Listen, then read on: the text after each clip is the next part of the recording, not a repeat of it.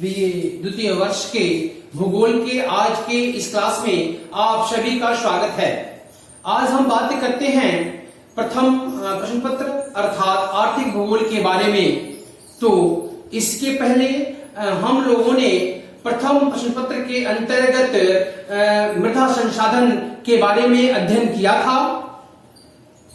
तो आज हम बात करेंगे वांथोनियन के कृषि स्थानीयकरण सिद्धांत के बारे में।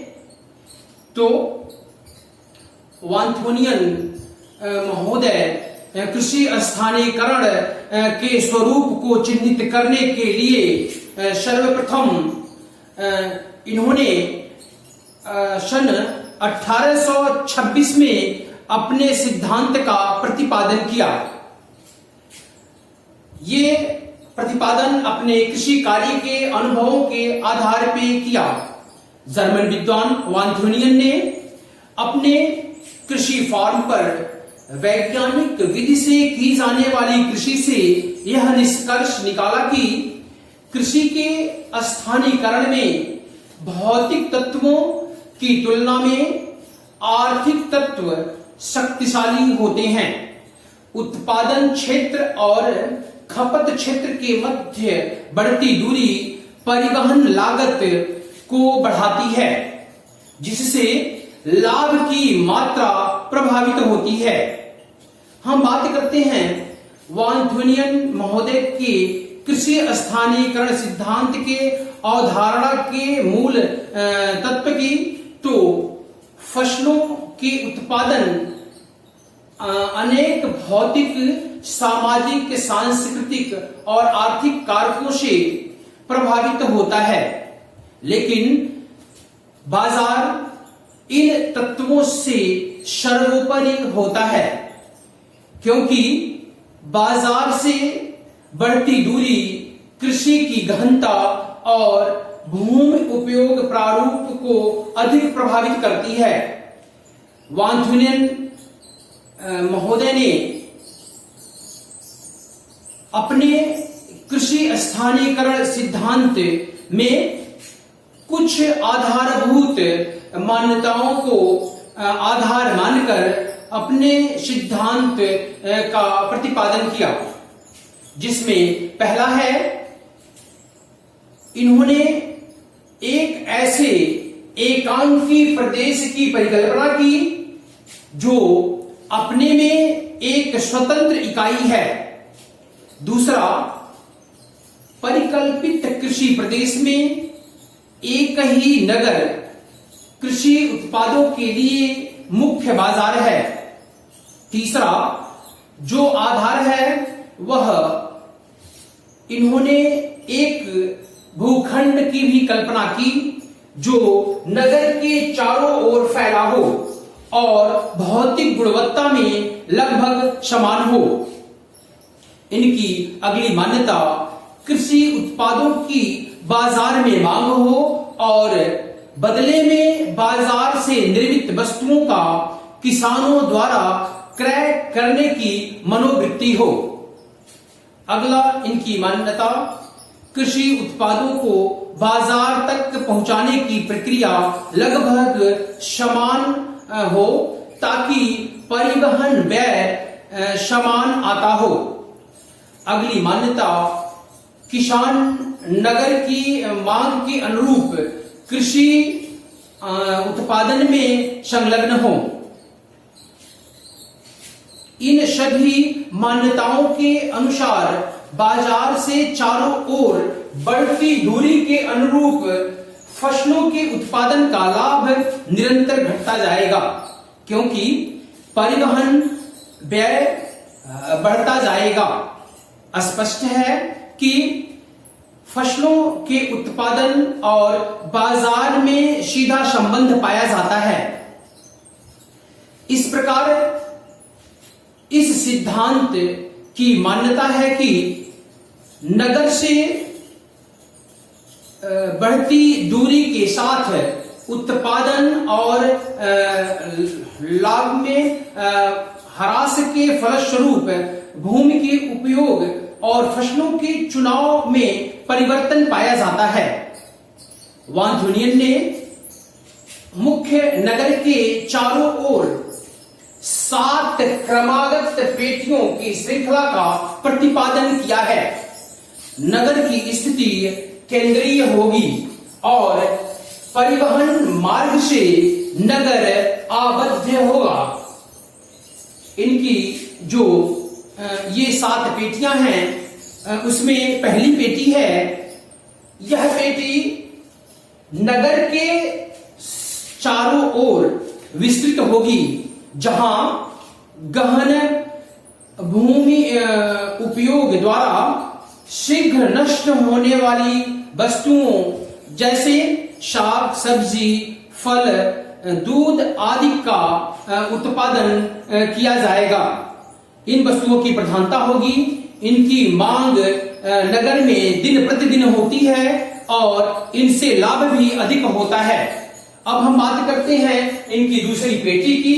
तो यह पेटी प्रथम पेटी के बाहर होगी, जहां जलावन की लकड़ी उत्पादित करना अधिक लाभकर होगा, क्योंकि कम मूल्य और अधिक भार के कारण परिवहन लागत नगर से दूरी बढ़ने पर अलाभकर होगा।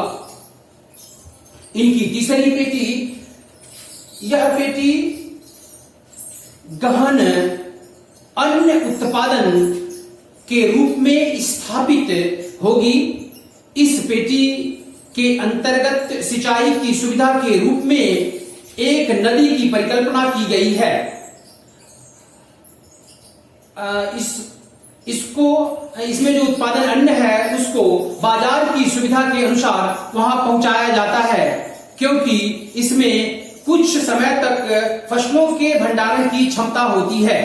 इनकी जो चौथी पेटी है, इसमें अन्य उत्पादन के साथ पशु चारण के अंतर्गत भूमि उपयोग की कल्पना की गई है, क्योंकि यहाँ बढ़ती भूमि भी हो सकती है।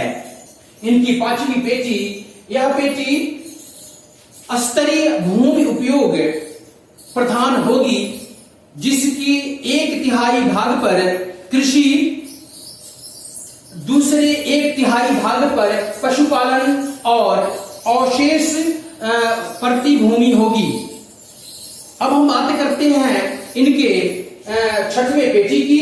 तो इस पेटी को पशुपालन प्रधान पेटी माना गया है, जो नगर से दूर स्थित होने के बावजूद लाभप्रद होगी, क्योंकि 7वीं और अंतिम पेटी, यह पेटी छोरी स्थिति के कारण या बाहरी स्थिति के कारण बनाच्छादित होगी, जहां कम मात्रा में कृषि और पशुपालन संभव है।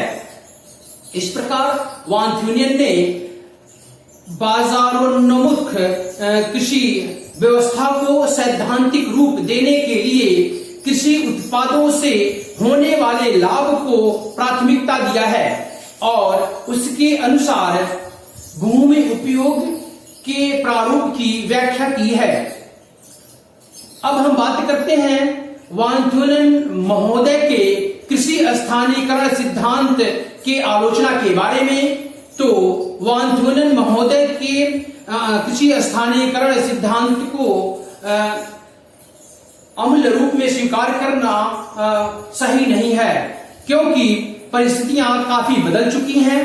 इन्होंने जिस प्रकार के एकांकी कृषि क्षेत्र की कल्पना की है तथा अन्य भौतिक आर्थिक सामाजिक परिवेश को नगर के चारों ओर समान रूप से मान लिया है, वह भी काल्पनिक अधिक और यथार्थ कम प्रतीत होता है। इनके सिद्धांत की आलोचना कई प्रकार से की गई है, जिसमें पहला है, वांथ्यूनियन महोदय ने बदलते परिवहन तंत्र का सही मूल्यांकन नहीं किया है, जिसके कारण नगर के चारों ओर विकसित कृषि खंड काल्पनिक अधिक है। तीव्र परिवहन के द्वारा दूर उत्पादित एवं शीघ्र नष्ट होने वाली कृषि पदार्थ भी शीघ्रता पूर्वक बाजार में पहुंचाए जा सकते हैं। इसी प्रकार समीप स्थित अन्य नगर वित्तीय भूमि उपयोग को चरितार्थ नहीं होने देंगे। अगली इनकी आलोचना जो है वह भूमि उपयोग के प्रारूप पर अनेक अन्य कारकों के प्रभाव जैसे उन्नत कृषि तकनीकी, नए परिवहन साधन, बाजारों की संख्या और परिवर्तित आर्थिक स्थिति वांथ्यूनियन के योजना के अनुसार इसकी उपयोग के स्वरूप को चरितार्थ करने में बाधक होगी। अगली आलोचना नगर के चारों ओर समान भौतिक परिवेश की कल्पना भी तथ्य परख नहीं है। इस आधार पर भूमि उपयोग को नगर के चारों ओर सकेंद्रीय पेटियों में नियोजित करना यथार्थ परक नहीं है। बात करते हैं अब हम इनकी अगली आलोचना की, तो वांथ्यूनियन इसके आधार पर सामान्यीकरण करना संभव नहीं है। यह केवल कुछ परिस्थितियों में ही लागू हो सकता है। फिर भी यह स्वीकार किया जाता है कि वांथ्यूनियन महोदय ने आधुनिक बाजारोन्मुख कृषि के कुछ पक्षों को समझाने की पहल की है। तो आज के लिए इस वीडियो में इतना ही। धन्यवाद।